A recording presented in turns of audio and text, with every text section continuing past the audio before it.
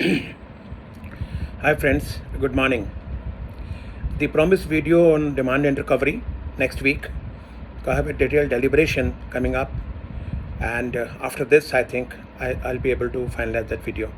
But today's video is on a burning topic that the taxpayers, professionals, government and the police face. That is the menace of fake billing, fake invoices, collusional trade and circular trading. Now friends, in recent past I've heard people how to reply to summons.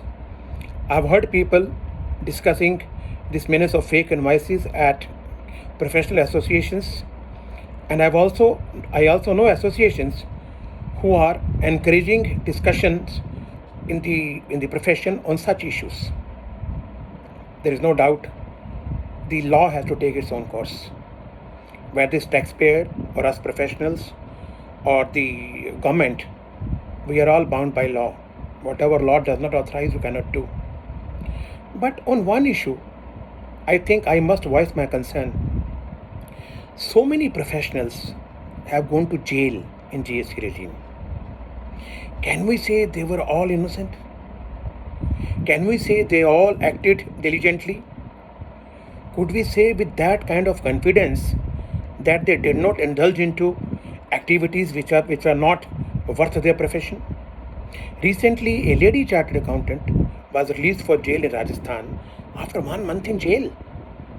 I know many other cases of lawyers and chartered accountants facing jail. Are we trying to say that the revenue officers or the police take away right of liberty just because somebody has put an allegation? I don't think we are that nation which is not governed by rule of law. Yes, nepotism, dogmatism, high-handedness, over-jealousness to collect revenues, all these interplay with the minds of revenue to collect revenue. But when you have to arrest somebody, well, I don't think any IAS officer or any IPS officer in the country will take this so lightly, take away a professional in jail. Why does this happen? It happens, in my opinion, for 3 reasons. One is when you are young in profession, be it lawyers, advocates, STPs, ITPs, we have to survive. And these kind of people who do this kind of work, they lure us with their money and we start doing these things. Well, majority of us must have done it. Number 2, when a new client comes to your office, we are absolutely, ecstatic. Okay, one more file, whether for GST, for income tax, for audit, for accounts, all this will come. Well, at that stage, you have to exercise due diligence. I have done few appeals in the past where had the concerned professional who gave me the appeals done the due diligence, the assessee himself would not have faced problems. There is a third reason. Most of lawyers, including Sushil Verma, have this tendency to prove a point. Oh, what, this officer has done this order, we'll get it quashed. Well, law has to take in course. If it has to be quashed, the courts will quash. But to get into these kind of activities with knowledge or without doing due diligence, or to propagate or even discuss such topics with the younger generation, I think itself is criminal. Why it's criminal, I say? Because, for example, Sushil Verma start discussing fake invoicing with the young lawyers who have just entered the profession or chartered accountants. Well, reasonably I can think that they are still not mature enough to appreciate the nuances of this kind of work. And a lot of people have approached me recently for these webinars on fake invoices, etc. Well, friends, with or without payment, I have refused it. I said, no, this we will do. Now, GST mechanism has room for everything. It has a room for provisional assessment like Section 60, which exists in customs as well as excise.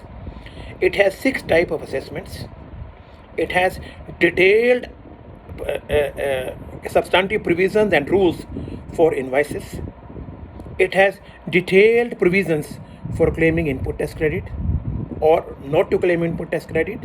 And then it has penal provisions like section 120, 129, section 73, section 74, 75, right up to 82. And even the company directors are not immune from recovery. That is a provision in the Act. Therefore, whenever we start accepting these cases, I'm not at all suggesting that nobody should do these cases. We are professionals. But if we know the case is fake, the guy has been in jail on a reasonable doubt that he indulged into activities which are not legal, I for one will refuse it. I will not take up this case because this is a new law. We have to let it develop. And similarly for all the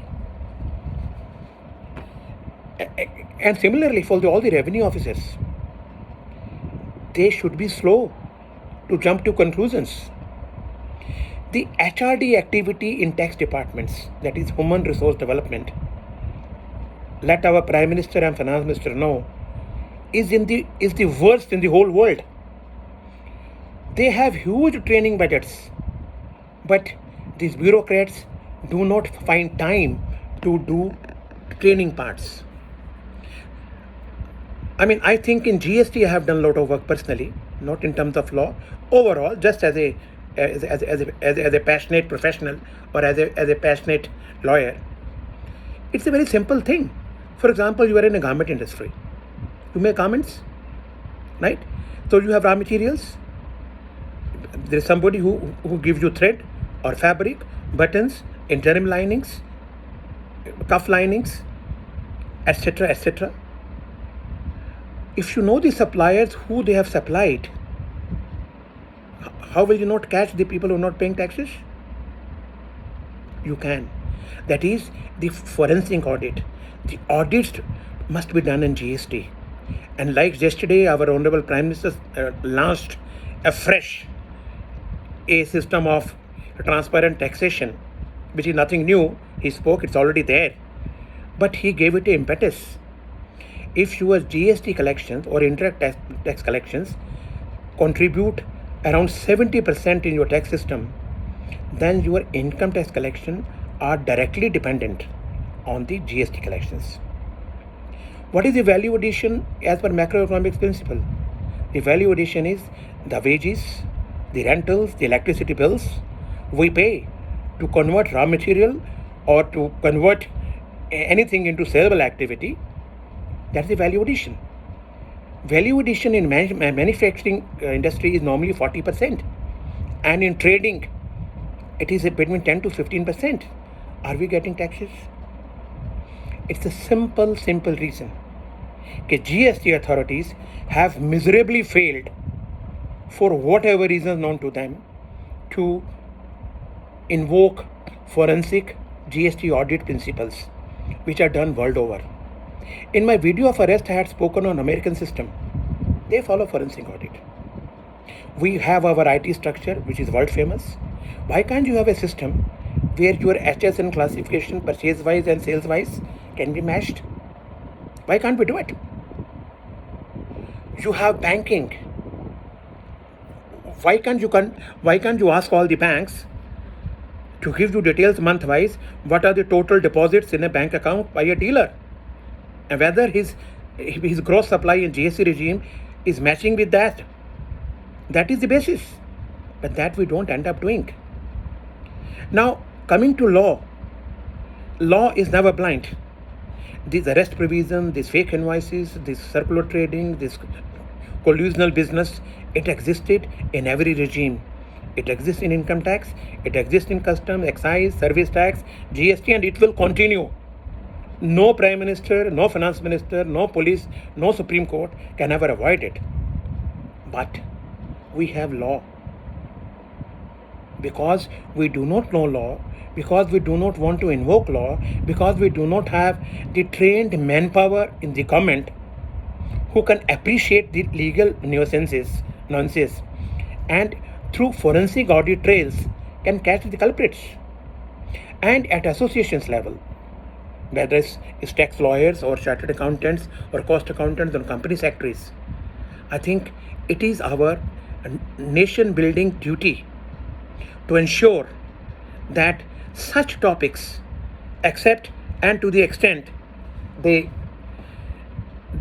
affect us legally, are not discussed at our public platforms, where we start criticizing the law.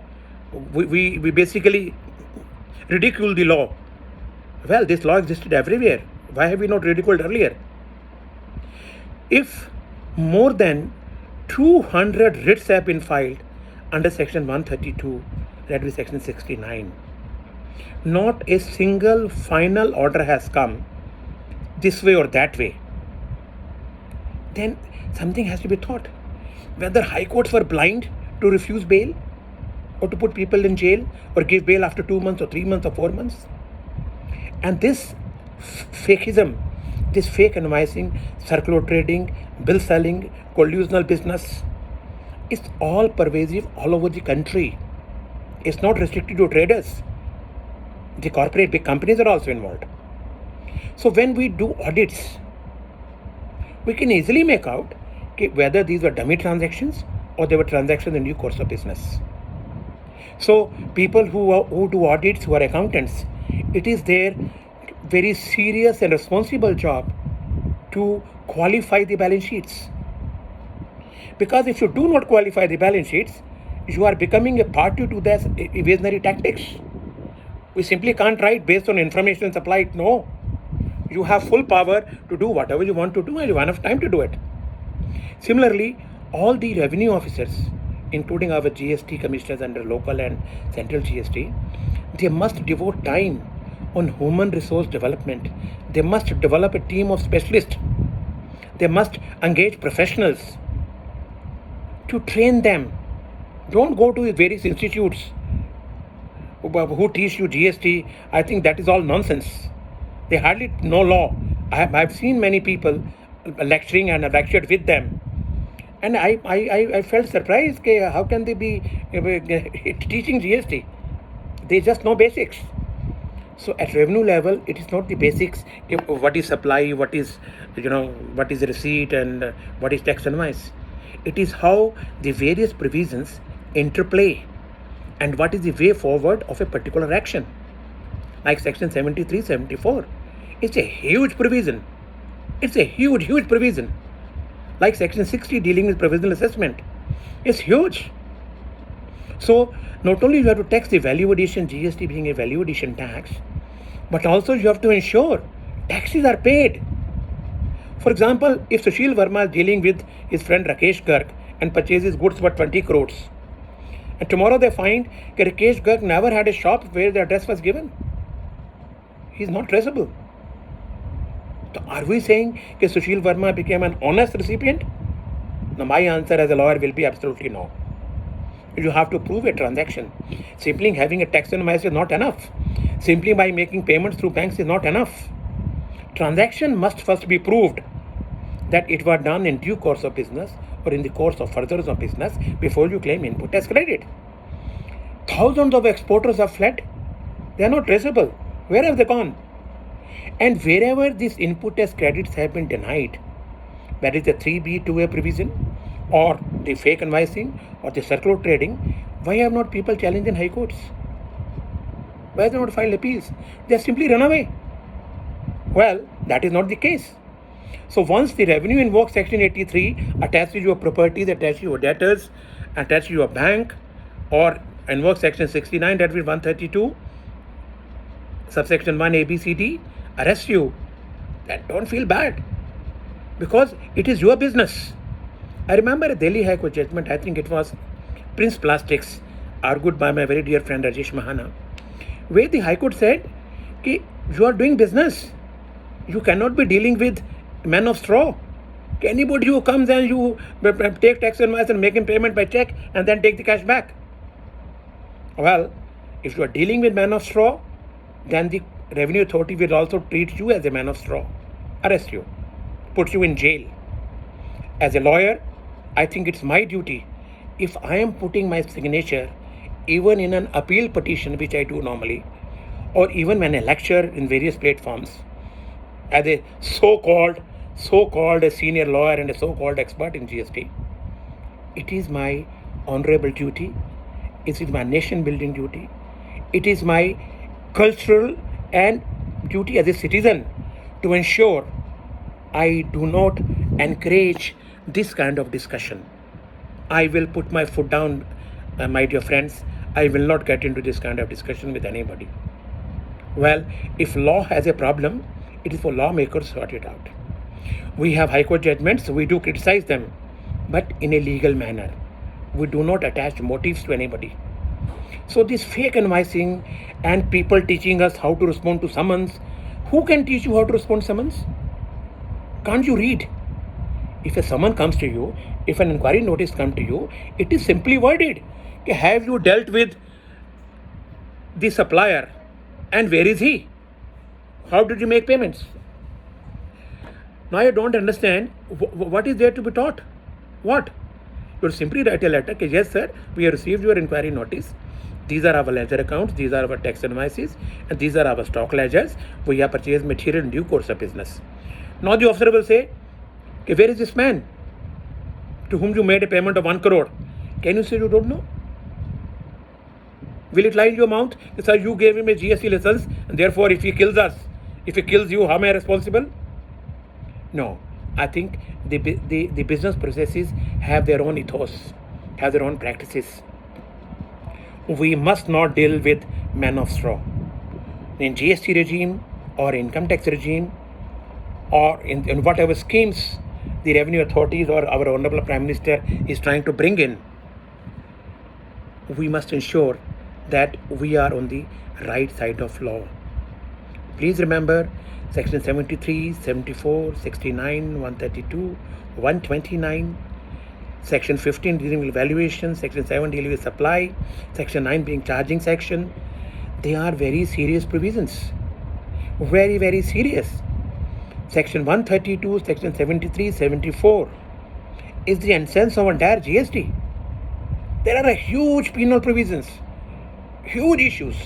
In fact, notwithstanding the provision of Section 70, 74 demand and recovery thing, the explanation appended there below says that Section 132 proceedings are independent.